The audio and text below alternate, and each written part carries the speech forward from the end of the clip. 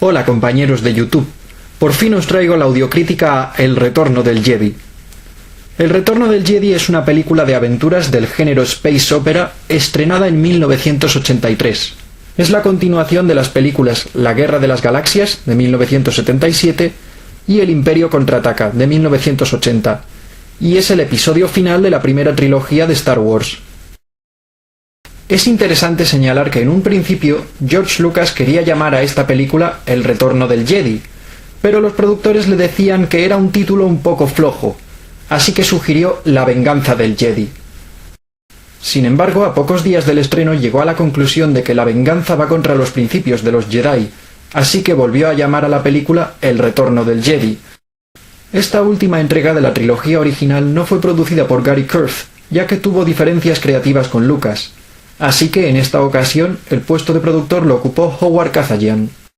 En cuanto al director, Irving Kershner estaba ocupado dirigiendo la película de James Bond Nunca digas nunca jamás, así que Lucas tuvo que contratar a otro director.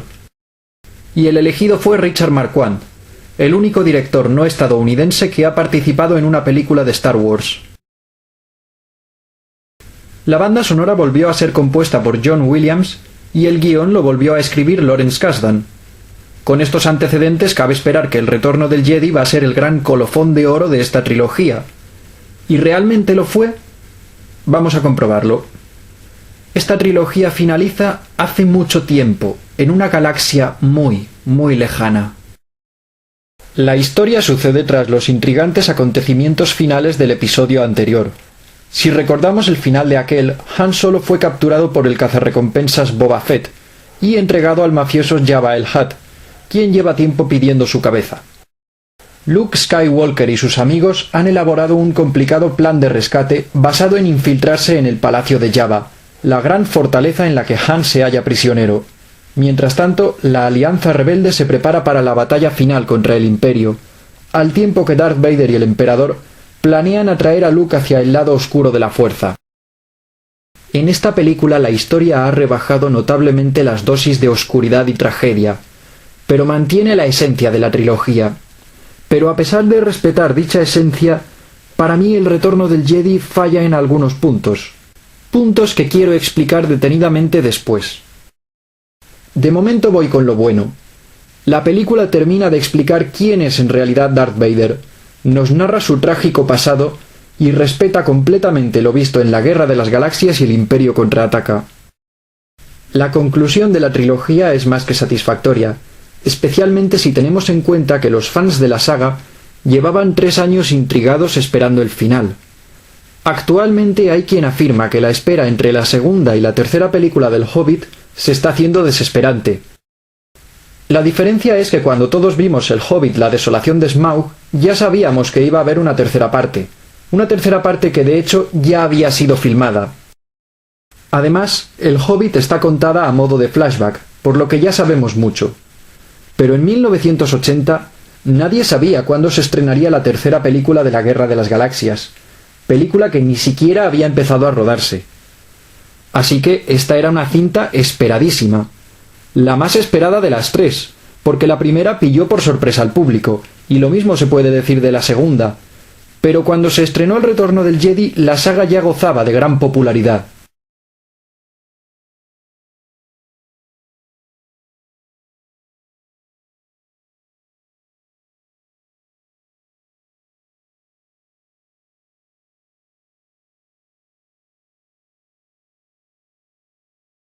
En general, El Retorno del Jedi cumplió con las expectativas del público. Yo la considero una adecuada conclusión para esta trilogía, pero para mí no es superior a las 2 anteriores. Y la razón principal es que la conclusión de la saga no iba a ser este film. De hecho, muchas de las ideas que aparecen en esta película originalmente iban a ser distribuidas a lo largo de esta y las 3 siguientes. Me refiero a los episodios 7, 8 y 9. ¿Habría aceptado eso el público? No lo sé, yo digo lo que fue y no lo que pudo haber sido. Al final Lucas optó por condensar todas sus ideas en una sola película. Y eso se nota en el resultado final. Hay cierres de subtrama bien hechos, pero hay algunos que están un poco forzados. Lo que me da la sensación de que George Lucas estaba cansado de Star Wars y quiso dejarlo como una trilogía para poder centrarse en otros proyectos. Algo curioso, ya que originalmente había una clara planificación del estreno de las sucesivas películas, y la idea inicial era estrenar el episodio 6 en 1983, el episodio 1 en 1986, el episodio 2 en 1989, el episodio 3 en 1992, el 7 en 1995, el 8 en 1998 y cerrar la saga en 2001 con el episodio 9. Pero en lugar de eso, el creador de la saga se tomó un descanso de 16 años para estrenar su trilogía de precuelas y renunció a la trilogía de secuelas, la cual está actualmente en manos de Disney. Quiero matizar que eso que he dicho de que Lucas se tomó un descanso no es del todo cierto. Fue un descanso relativo porque en esos años produjo muchas películas y varias series de televisión. No quiero desviarme más, por lo que seguiré hablando del Retorno del Jedi. Por lo que yo sé, esta película tuvo un presupuesto de $32 millones. Eso quiere decir que el presupuesto de esta supera a la suma de los presupuestos de las otras dos. Como podéis comprobar, los realizadores contaban con más recursos en muchos sentidos. Los efectos visuales mejoraron bastante, y se pueden poner perfectamente a la altura de los de muchas películas actuales. Solo hay una escena en la que me chirrían un poco los efectos, pero es un detalle mínimo y, como se suele decir, el diablo está en los detalles. En general, comparándola con las otras dos, no se queda atrás. Una vez más tenemos unos decorados muy llamativos y unos exteriores preciosos. En concreto, los bosques de la luna de Endor, rodados al norte de California, son muy impresionantes. El diseño de las armas es magnífico. En el que veo una notoria mejoría es en el de las naves. Este episodio muestra muchas naves nuevas. Algunas apenas tienen relevancia, pero son interesantes de ver, ya que enriquece más este universo y nos brinda información visual muy interesante sobre el mismo. Lo que me lleva al siguiente punto, el vestuario. El vestuario es tan creativo como el de las dos películas anteriores. Las armaduras de los Stormtroopers, el genial traje de Vader cuyo casco está inspirado en el de los samuráis japoneses, los uniformes de los oficiales imperiales basados en los de oficiales alemanes de la Primera Guerra Mundial, otros hechos a la imagen de los generales soviéticos. Muy bien, el vestuario sigue siendo genial, y en esta película se pueden ver algunos trajes nuevos bastante chulos. Por ejemplo, los de los Scout Trooper. Y mis favoritos, los de la Guardia Real del Emperador. Me encantan esos colores rojos tan llamativos. Una pena que estos personajes no han hecho gran cosa en las 6 películas que llevamos de saga. Con deciros que tuve que esperar al videojuego de Lego para verlos en acción, y ojo, que ahí eran bastante difíciles de vencer. Terminando con el tema del vestuario, diré algo que muchos sabréis. El traje que más sorprendió a los fans masculinos es el bikini que lleva la princesa Leia al principio de la cinta. No negaré que Carrie Fisher estaba guapa con él, pero me parece un detalle innecesario. No pega para nada con el personaje. Lo encantador de este personaje en las otras dos películas es que era una chica valiente e intrépida, pero ante todo era auténtica, y no era necesario que se quedara en bikini para que la viéramos guapa. Y yo personalmente creo que la princesa Leia de los episodios 4 y 5 jamás se hubiera dejado vestir así. A mí personalmente no me hacía falta que me la mostraran en bikini, porque es un personaje que ya me había conquistado con su forma de ser y la pasión y energía que demuestra cada vez que hace frente a las tropas imperiales. Así que yo me pregunto, ¿a santo de qué viene vestir a Leia de esa manera? ¿Qué pretendían? ¿Demostrarnos lo buena que estaba Carrie Fisher en 1983? Ya sé que esto es crítica gratuita, pero me parece que olvidaron por completo todo lo que hacía de Leia uno de los personajes más queridos de la saga. Ahora voy a hablar de las actuaciones y los personajes.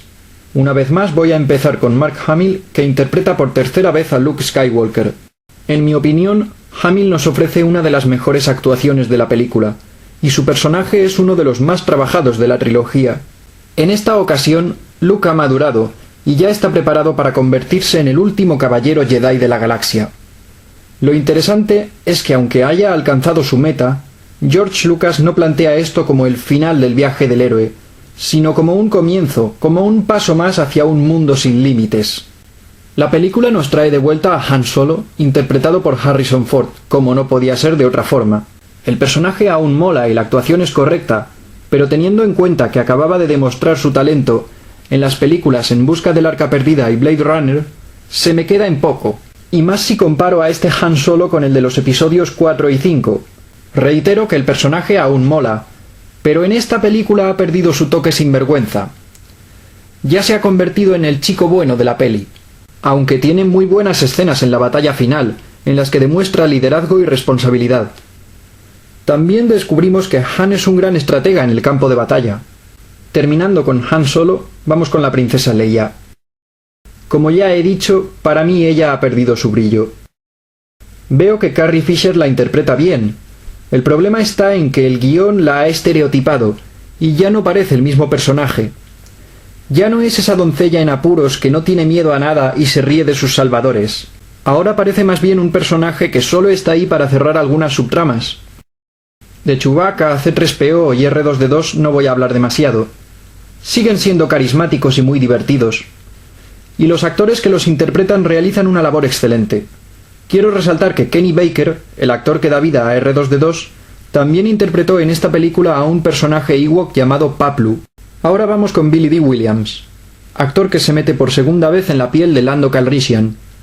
Tal vez no sea tan divertido como en El Imperio Contraataca, pero juega un importante papel en la batalla final junto al piloto rebelde Wedge Antilles, interpretado por Dennis Lawson.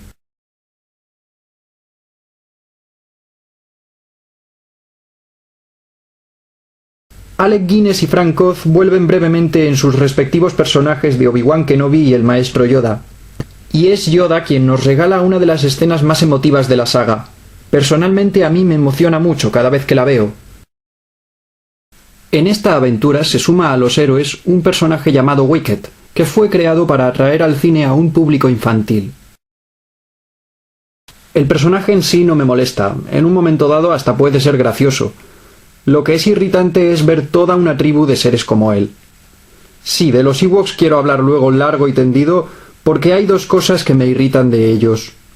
Pero eso serán spoilers, ahora continúo con los demás personajes. Como ya he hablado de los héroes, debo empezar con los villanos, y como no podía ser de otra forma, el primero será Darth Vader. En esta película, Lucas nos mostrará el lado más humano del personaje. Es muy interesante indagar en su pasado y descubrir que hay una tragedia oculta, esa oscura tragedia que le terminó convirtiendo en lo que es. La ominosa sombra que aterroriza a la galaxia en nombre del Imperio. Al igual que en el episodio 5, su mera presencia basta para mantener atento al espectador. Esta película termina de confirmarle como uno de los villanos más impresionantes e icónicos del cine. Pero no podemos hablar de Darth Vader sin hacer mención a cierto personaje no malvado que está muy ligado a él. Ese personaje es Anakin Skywalker, el padre de Luke, quien tiempo atrás fue un gran caballero Jedi que terminará siendo un personaje fundamental en este episodio. Continuando con los villanos, ahora le corresponde su turno al Emperador Palpatine. Es verdad que él ya había hecho acto de presencia en El Imperio Contraataca, pero será en El Retorno del Jedi donde le veremos en todo su esplendor. Sus escenas son las más tenebrosas. Él está preparándose para atraer a Luke hacia el lado oscuro de la Fuerza. Además, prepara una trampa para derrotar definitivamente a la Alianza Rebelde. El Emperador Palpatine está magníficamente interpretado por el actor británico Ian McDiarmid, quien volvería a interpretarlo en las 3 siguientes películas, es decir, las precuelas. El último villano a destacar es el gángster más influyente del borde exterior, Jabba el Hutt, quien será uno de los personajes centrales del primer acto. Para acabar con los personajes quiero hacer mención a Kenneth Coley, que vuelve a interpretar al almirante Piet. Y no quiero pasar por alto a algunos personajes secundarios como el almirante Akbar, el general Madin y la líder de la rebelión Mon Mothma, de la cual hice un vídeo hace algún tiempo explicando por qué me parece que su personaje está muy infravalorado y muy desaprovechado en esta saga. Las actuaciones de doblaje siguen estando perfectas. El sonido y los efectos sonoros se mantienen impecables. La banda sonora es muy bonita, aunque recurre mucho a los temas ya conocidos. De entre todos los temas nuevos, mi favorito es el que se compuso para Luke y Leia. No creo que haga falta volver a mencionar lo buenos que son los efectos visuales, pero sí matizar que el duelo de sables láser de esta película es el más intenso y dramático de la trilogía. En cuanto a los efectos, fueron ganadores del Oscar a los mejores efectos especiales de 1983. La dirección de Richard Marquand es buena, aunque como opinión personal prefiero a Irving Kershner como director, principalmente porque a él se le daba mejor trabajar con los actores. En conclusión, El Retorno del Jedi es una gran película que aunque tiene algunos bajones de calidad, se mantiene a nivel de sus predecesoras. Por mi parte se lleva una nota de 8 sobre 10. Ahora en spoilers quiero concretar varias cosas. En primer lugar, informo a los que tengan curiosidad por ver el montaje original de que aún lo pueden encontrar en la edición de DVD de 2006. Al igual que los episodios 4 y 5, El Retorno del Jedi ha pasado por 4 montajes: el original de 1983, el de 1997, el de la edición de DVD de 2004 y el de la edición de Blu-ray de 2011. Personalmente creo que el mejor es el de 1997.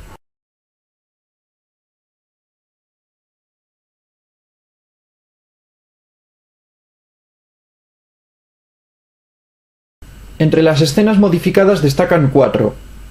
La primera es una escena musical que toma lugar en el Palacio de Jabba. En el montaje original se notaba mucho que esos músicos no humanos eran marionetas. Esto puede ser frustrante teniendo en cuenta que Yoda también es una marioneta. La diferencia es que Yoda se ve increíblemente real y estos monstruos no. Por ello, en la segunda edición fueron cambiados por monstruos digitales. Hay quien se queja de esta escena, a mí personalmente no me molesta. La segunda escena editada es la del Sarlacc, ese monstruo que vive en el desierto y según el montaje original es una criatura que vive oculta en la fosa de Carkoon, así que lo que se ve en el montaje original es el foso, no el monstruo. Sin embargo, en la versión remasterizada de 1997, Lucas añade digitalmente al Sarlacc, un monstruo que parece una especie de gusano gigante. La tercera escena modificada es la celebración final. En dicha escena no solo aparece la luna de Endor, también podemos ver planetas como Bespin o Naboo, entre otros. El cambio final es la escena de Anakin Skywalker. En el montaje de 1983, Anakin fue representado por Sebastian Shaw. No, no es ese Sebastian Shaw. Ese Sebastian Shaw. Todos tuvimos esta imagen del fantasma de Anakin hasta que llegó el montaje de DVD de 2004. En esta ocasión, la cara del Jedi es sustituida por la de Hayden Christensen, el actor que lo interpretó en los episodios 2 y 3. Es un detalle gracioso, pero un poco incongruente, ya que cuando Anakin murió ya no era joven. Además, Luke conoció al Anakin viejo, por lo que no tiene sentido que su espíritu sea joven. Primero porque en esa escena Luke parece mayor que Anakin. No tiene sentido, sobre todo porque si el espíritu de Anakin es joven, ¿por qué los de Obi-Wan y Yoda son viejos? Reediciones aparte, ahora quiero tratar aspectos más concretos del episodio 6. Algo que para mí le baja puntos a la película es el inicio. Es un buen comienzo y era necesario rescatar a Han, pero se hace largo. El rescate no acaba hasta el minuto 34. Yo pienso que en este comienzo tendrían que haber ido un poco más al grano. Hay otras escenas que quiero comentar. Una que me gusta mucho es aquella en la que Han y su tripulación cruzan un bloqueo imperial para entrar en la luna de Endor. La otra gran escena es obviamente el enfrentamiento final de Luke contra el Emperador. Escena en la que Darth Vader se bate entre la sangre y la lealtad a su maestro. Voy a hablaros de otras escenas que me encantan. Una de ellas es el funeral de Darth Vader, en el que vemos cómo Luke honra a su padre dejando su cuerpo arder en una pira. Es una escena triste pero llena de belleza visual, sobre todo porque podemos observar que aunque Darth Vader fue muy poderoso y temido en vida, solo una persona lloró por él tras su muerte. También me pone la carne de gallina la escena de la redención de Anakin, y una de las más tristes, la muerte de Yoda. En serio, esta escena me emociona cada vez que la veo, y más cuando vemos lo solo que se siente Luke tras la partida de su maestro. Ahora quiero hablar de dos escenas raras. Una de ellas es aquella en la que C-3PO y R2-D2 observan a dos androides ser torturados en el Palacio de Jabba. Lo malo es que esos androides se quejan como si sintieran dolor. ¿Desde cuándo los androides sienten dolor? La otra escena rara es una en la que Han le dice a un soldado rebelde: «Quedaremos en el generador a las 0300». Y yo me pregunto, ¿qué hora es esa? No lo sé, ¿algún experto de Star Wars me puede explicar qué horas siguen en esta galaxia? Y ahora va lo que quería decir antes sobre los Ewoks. Aparte de que tengo la sensación de que la caída del Imperio es muy repentina, ¿cómo pueden los Ewoks dar una paliza a soldados de una de las mejores legiones de Palpatine? Entiendo que la intención es mostrar que una pequeña ayuda puede significar mucho, Pero sigue siendo raro, y más después de descubrir que estas tropas son las mismas que llevaron a cabo los asesinatos de la Orden 66. Dicho de otra forma, soldados entrenados para matar a los Jedi no pueden con los Ewoks. Yo quiero creer que en realidad los Ewoks no vencieron a las tropas imperiales. Solo hicieron una serie de distracciones que dieron tiempo a los rebeldes. Quiero creer eso. Pero lo que más me irrita de los Ewoks es lo siguiente. Muchísima gente odia a Jar Jar Binks, y quedas bien si odias a ese personaje. Sin embargo, muy poca gente se queja de los Ewoks. ¿Por qué? Porque salen en una película de la trilogía original, y por lo tanto son muy monos. En cambio, si George Lucas los hubiera sacado en La amenaza fantasma, nadie habría hablado bien de ellos. Pero claro, como son personajes de la trilogía original, casi nadie protesta por los Ewoks. Me parece un poco hipócrita por parte de muchos que Jar Jar sea un personaje infame, pero los Ewoks resulten monos y graciosos. Tanto infantilizan la saga los Ewoks como los Gungans, y yo los he aceptado a ambos como parte de esta franquicia. Es lo que tiene haber crecido con estas películas. Esto que os diré ahora es un dato súper friki. Es un detalle que pude observar la primera vez que vi El retorno del Jedi. ¿Os habéis fijado en que el emperador se parece muchísimo a la bruja de Blancanieves? Pálidos, arrugados y encapuchados. Harían muy buena pareja, ¿no? Ya para acabar diré que esta trilogía rebosa gran calidad y que la recomiendo de todo corazón, porque fue hecha con mucha pasión y amor por los mitos e historias clásicas. Al acabar esta película podemos ver que la rebelión ha triunfado sobre las fuerzas del mal. Durante varios años muchos creímos que Star Wars acabaría aquí, pero ahora sabemos que no. El año que viene podremos ver cómo continúa la historia en Star Wars: El despertar de la fuerza. Pero antes de ver esa nueva película, tendremos que retroceder a un tiempo en el que los caballeros Jedi eran los guardianes de la paz y la justicia en una milenaria república que comenzaba a caer en desgracia. Los habitantes de esta galaxia estaban siendo acechados por una oscura sombra del pasado, una amenaza fantasma.